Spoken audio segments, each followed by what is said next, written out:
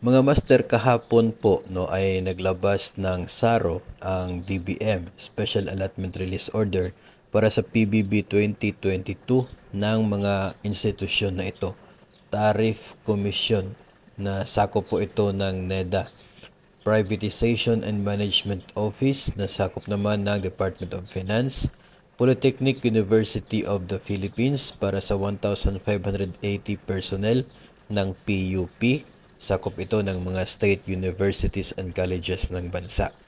At ito pa po, isa pang agency na mayroon din pong SARO sa PBB 2022 kahapon, ang Veterans Memorial Medical Center. So ito pong mga nabanggit ay nakatanggap ng allocation release order kahapon. So expected na papalapit na po, paparating ang PBB 2022 nila. Samantala, yung other agencies naman ay patuloy pa rin po nating hinihintay at minomonitor ang releases ng DBM.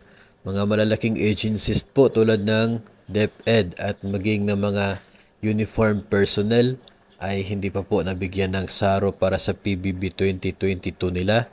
Kaya abangan po natin sa mga susunod na mga araw, baka sakali po na mayroong pong mauuna.